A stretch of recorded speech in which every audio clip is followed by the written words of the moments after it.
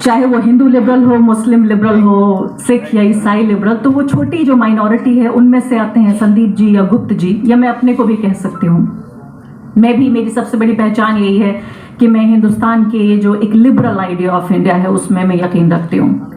तो यहाँ पर सबसे बड़ी बात हो रही है, सब्जेक्ट पे आते हैं कि हेट फ्री इंडिया या वायलेंस फ्री इंडिया। देखिए, वायलेंस के लिए जो प्री रिक्विजिट है, जो शर्त है, वो है नफरत, और नफरत के साथ साथ गैर बराबरी और डिस्क्रिमिनेशन, इनइक्वालिटी, डिस्क्रिमिनेशन और हेट, ये प्री रिक्विजिट है। यानी ये शर्त है कि ये चीजें जरूरी है इससे पहले कि नफरत हो। और ऐसे वक्त में जब नफरत का सबसे बड़ा प्रोड्यूसर इंडिया का स्टेट हो, government of India, producer, director और एक्टर, इस नफरत का producer, director of actor Hindustan की हुकूमत है। और अगर आपको लग रहा है कि मैंने कुछ ज्यादा बोल दिया तो आपको कुछ फिगर्स में देती हूं। मेरा यही काम है, पढ़ने लिखने का और अपने आर्ग्यूमेंट्स को सपोर्ट करने का फिगर और डेटा से। हिंदुत्व वॉच की रिपोर्ट आई है जो ये कहती है, वॉशिंगटन डीसी में बेस्ड है ये थिंक टैंक, जो कहती है कि पिछले आधे साल में, यानी इस साल के आधे हिस्से में, अभी तो और कई महीने पड़े, इस साल के आधे हिस्से में 255 हेट स्पीचेस हुई हैं। 255 हेट स्पीचेस, उसमें 80% जो हैं वो बीजेपी रूल्ड स्टेट से आती हैं। जहां बीजेपी हुकूमत में है, 80% hate speeches BJP ruled state से आती हैं।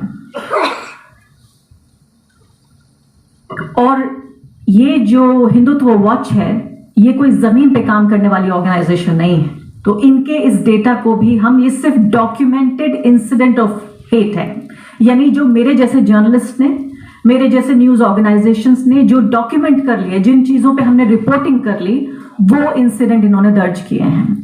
क्योंकि हुकूमत ने हिंदुस्तान की 2017 में जो हेट है उसको लेकर डेटा ही बंद कर दिया। यानी अब आप ये तोल नहीं सकते, ये माप नहीं सकते, वो तराजू ही नहीं है हमारी गवर्नमेंट के पास जिससे ये हम साबित कर सकें कि इतनी बार नफरत भरी बातें कही गई।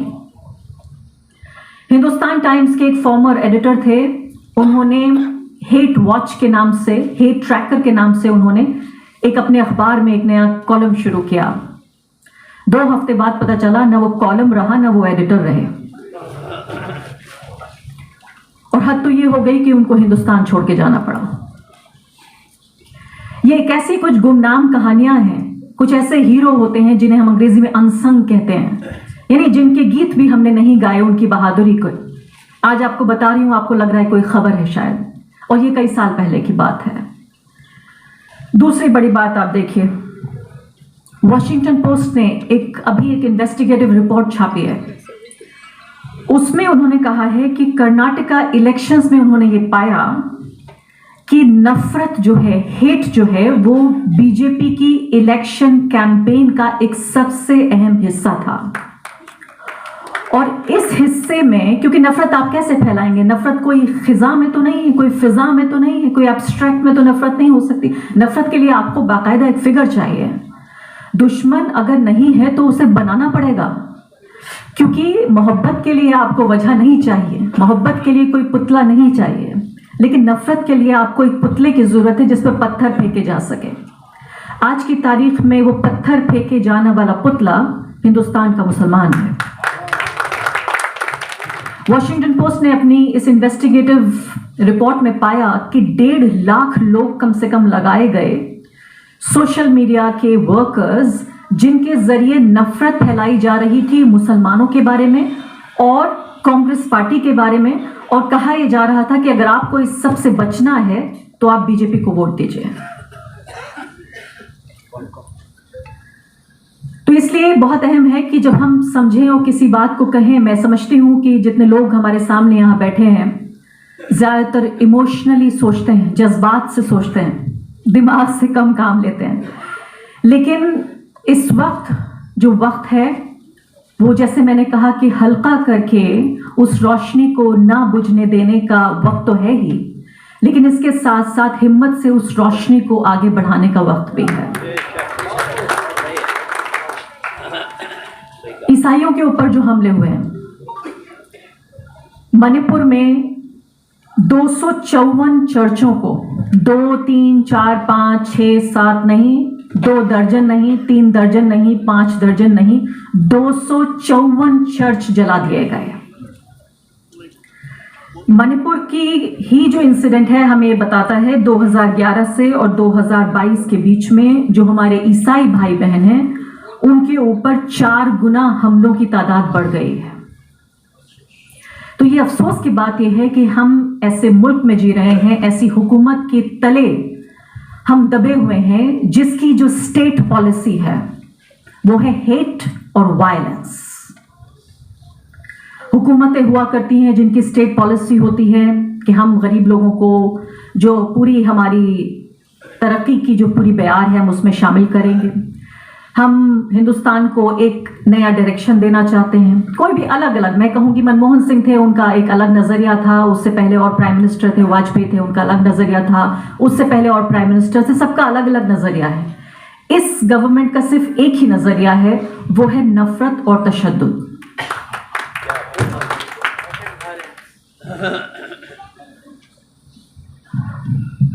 हमारे prime minister Narendra Modi ji United States of America में गए। वहां एक जर्नलिस्ट ने उनसे पूछा कि ये बताइए कि कहा जा रहा है कि मुसलमानों पे बहुत जुल्म और ज्यादती हो रही है और आपको इस बारे में क्या कहना है, आप मुसलमानों के हालात कैसे बेहतर बनाएंगे।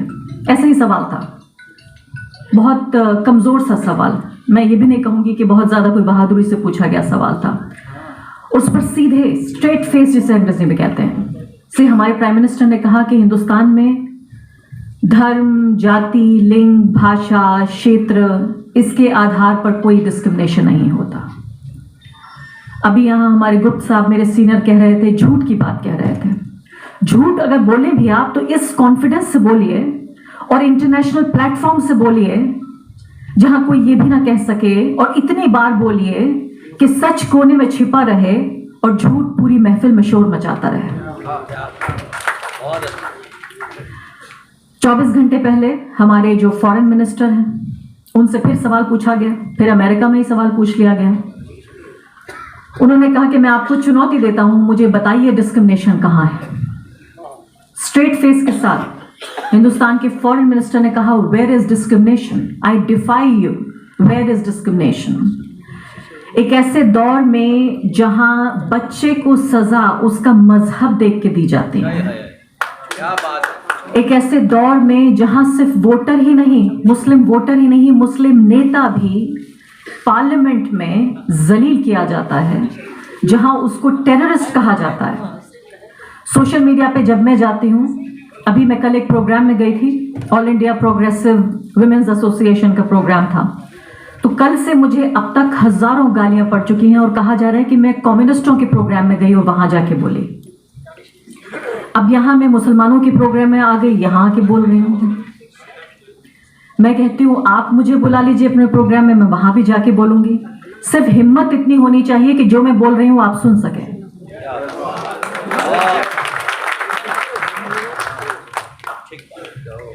मेरा छोटी सी मोबाइल की स्क्रीन पर बोलना तो गवारा नहीं होता।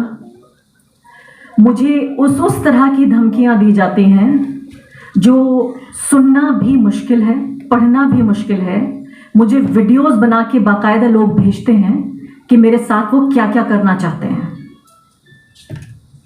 फिर हर रोज हर सुबह मैं हिम्मत जुटाती हूँ, फिर से खड़ी होती हूँ, कैमरा लाइट ऑन करती हूँ और फिर बोलने लगती हूँ।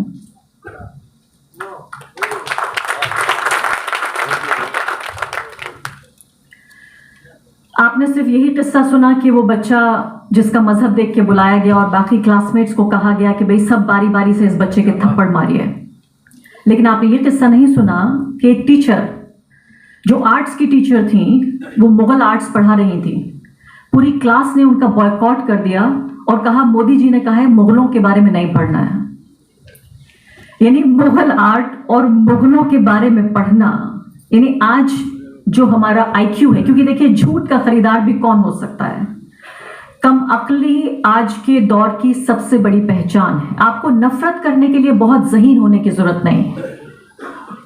कम अक्ली आज के दौर की सबसे बड़ी पहचान है, जहां एक टीचर मुगल आर्ट्स नहीं पढ़ा सकती क्योंकि मोदी जी ने कहा है कि मुगलों के बारे में नहीं पढ़ना है।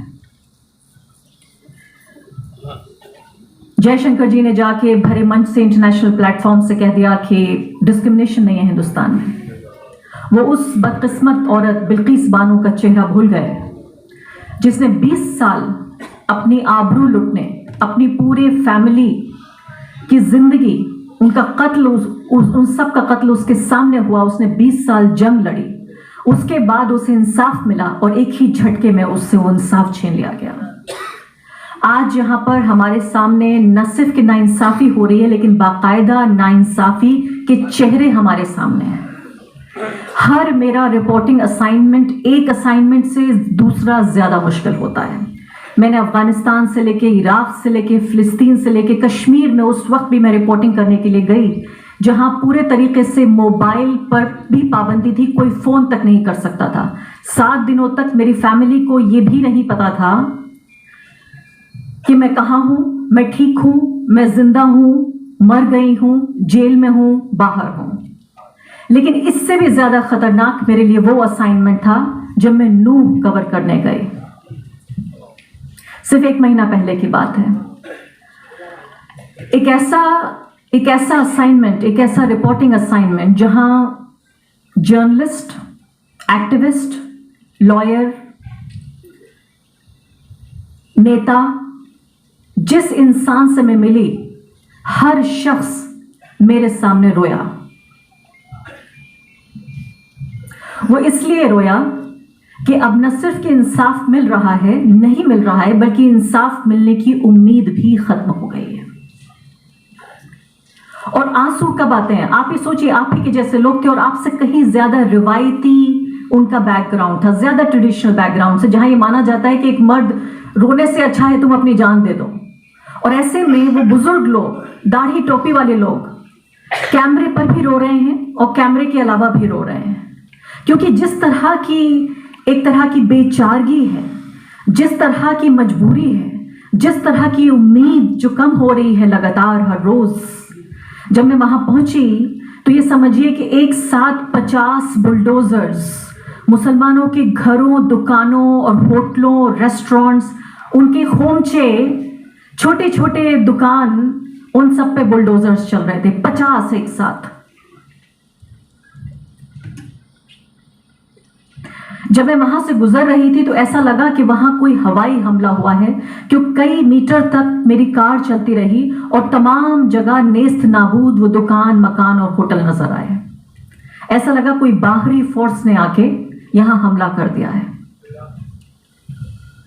तो जहां बुलडोजर एक तस्वीर बन चुका है, एक नफरत की तस्वीर, एक तशद्दुद की तस्वीर, उसका एक सिंबल बन चुका है, वहां बड़ी बहादुरी के साथ लफ्जों की बाजीगरी करके कभी हमारे प्राइम मिनिस्टर और कभी हमारे फॉरेन मिनिस्टर जाके कहते हैं कि मुसलमानों के साथ यहां कोई डिस्क्रिमिनेशन नहीं होता।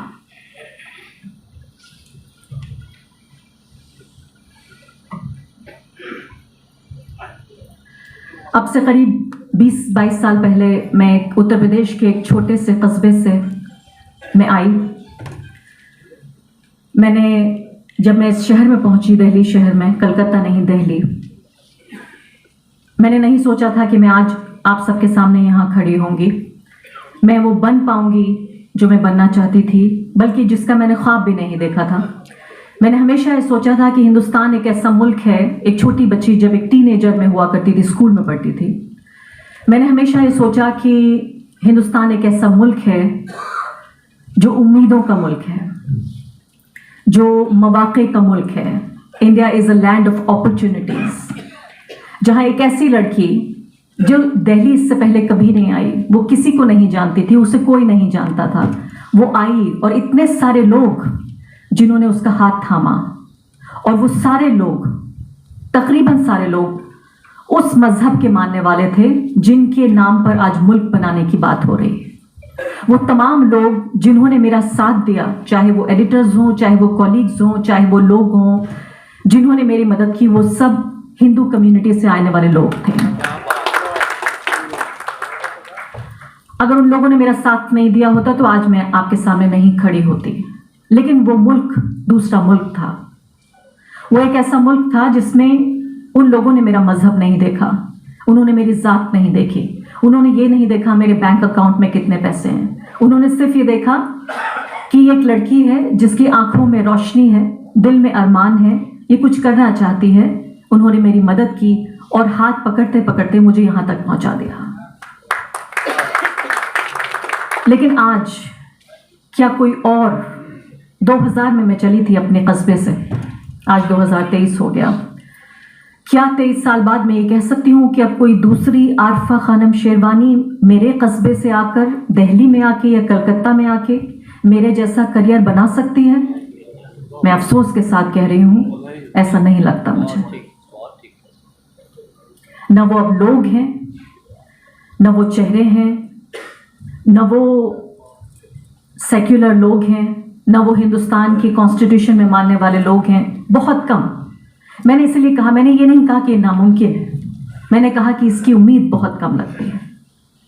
अभी भी मुझे यकीन है कि बहुत सारे ऐसे लोग हैं, मैं यहाँ कई जो हमारे स्पीकर्स थे उनकी बात से मैं इत्तेफाक नहीं रखती कि हिंदुस्तान में तमाम लोग ये चाहते हैं कि ये मुल्क एक सेक्युलर मुल्क बना रहे, ऐसा नहीं है।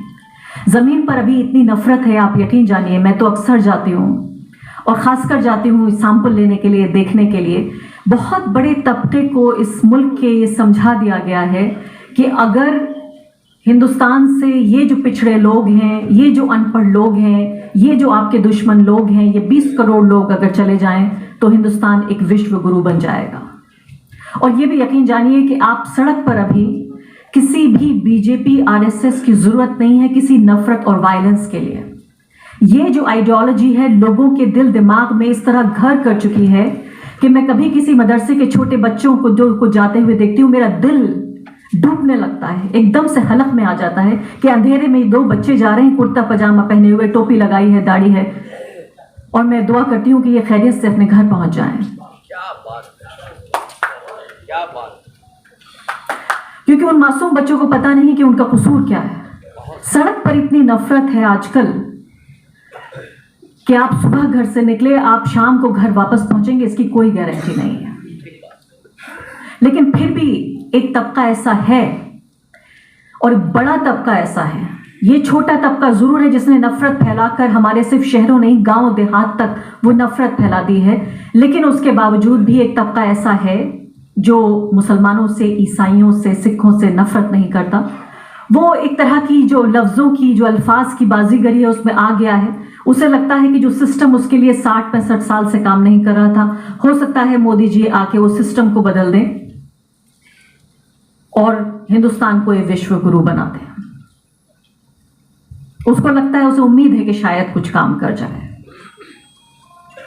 2 अहम बातें मैं यह कहना चाहती हूं कि सब कुछ 10 सालों में, क्योंकि अब 10 साल पूरे हो रहे हैं नरेंद्र मोदी गवर्नमेंट के, तो एक ऐसा वक्त भी आ गया है कि इसको एनालाइज किया जाए कि आखिर क्या क्या अच्छा हुआ, क्या क्या बुरा हुआ। बहुत सारी ऐसी चीजें हैं जो काले अल्फाज हैं, जो जब हम अपनी तारीख पढ़ेंगे तो बहुत ही अंधेरे वक्त के तौर पे देखा जाएगा। लेकिन 2 चीजें जरूर ऐसी हुई।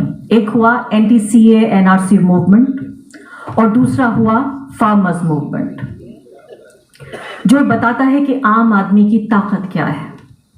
आज भी जब मैं अलग अलग शहरों में जाती हूँ, आज भी जब मैं यहाँ पार्क स्ट्रीट से गुजर रही थी तो मुझे यहाँ ऑर्गेनाइजर्स में से एक उन्होंने बताया कि ये वही जगह है जहाँ एंटी-सीए एनआरसी प्रोटेस्ट हुआ था।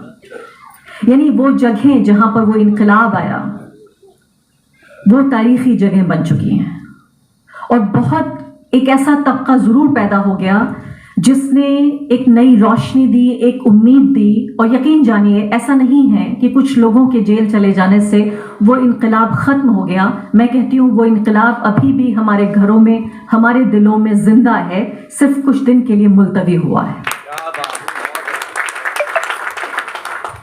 एक फार्मर्स मूवमेंट ने, तो ये तो बात रही कि एंटी-सीए एनआरसी मूवमेंट में एक कौम के साथ क्या किया, और खासकर औरतों के साथ, क्योंकि यहाँ मैं तादाद देख रही थी बहुत कम है औरतों की तादाद। स्पीकर्स में भी मैं देख रही हूँ बहुत कम औरतें हैं।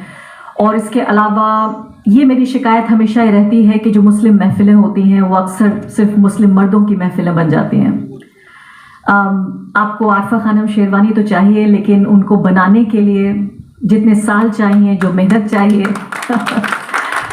जो खुला दिल दिमाग चाहिए, वो कम देखने को मिलता है। मैं चाहती थी कि मेरे साथ स्टेज पे यहाँ मैं सिर्फ अकेली नहीं बैठी होती, 4 और औरतें बैठी होती। क्योंकि आप किसी भी कौम या किसी मुल्क की तरक्की आप जब तक पूरे तरीके से नहीं आप इंश्योर कर सकते, जब तक कि आधी आबादी घर पर बैठी रहे या आपके पीछे बैठी रहे। ना हिंदुस्तान की पूरी औरतों की मैं बात कर रही हूँ, किसी भी कौम की बात कर रही हूँ, किसी भी तबके की बात कर रही हूँ, और ये सबसे ज्यादा लागू होता है अक़लियतों पर कि अपनी औरतों को, अपनी जो ख्वातीन हैं उनको आगे बढ़ाइए। और अब अगली बार जब मैं आऊं तो मुझे ऑडियंस में भी 50% लोग मिले और स्टेज पर भी मुझे 50% लोग नजर आए।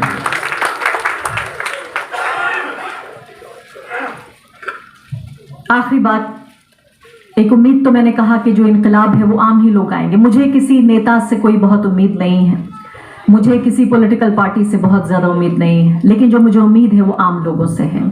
NTCA, NRC protest, farmers movement, जिस तरह हिंदू मुसलमानों को साथ लाने का काम इस एक मूवमेंट ने किया, जिस तरह मैं हमेशा कहती हूँ कि जो NTCA, NRC मूवमेंट था, मुस्लिम औरतों ने जो ये पूरा मूवमेंट किया, इनकलाब लाई, यकीन जानिए 30 साल 50 साल लग जाते किसी फेमिनिस्ट मूवमेंट को, जो 24 घंटे के अंदर उन औरतों ने करके दिखाया। 24 घंटे के अंदर उन औरतों ने किचन में खाना पकाने से लेकर प्रोटेस्ट साइट पर आकर माइक पर, कैमरों पर मुकाबला करने लगी। और लोग कहते थे कि हम बार बार एक आदमी को इसलिए चुन लेते हैं क्योंकि हमारे पास दूसरे अल्टरनेटिव नहीं है। If not him then who. एक ही मंच पर दर्जनों नेता वहां बैठे होते थे, दर्जनों औरतें नेता बन गई, जो 30 साल 50 साल लगते फेमिनिस्ट मूवमेंट को। इसी तरीके से फार्मर्स मूवमेंट ने जो किया, दो खासकर तबकों को करीब लाने का।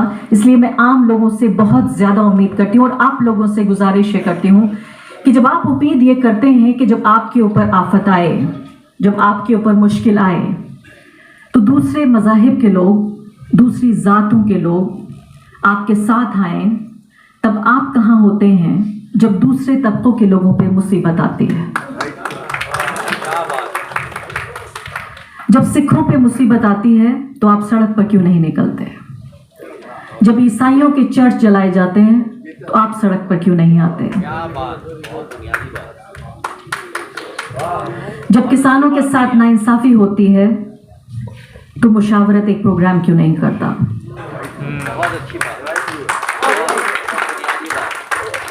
जब मजदूरों का हक छीना जाता है तो उनके आंसू के साथ आपके आंसू मिलकर सैलाब क्यों नहीं बना देते?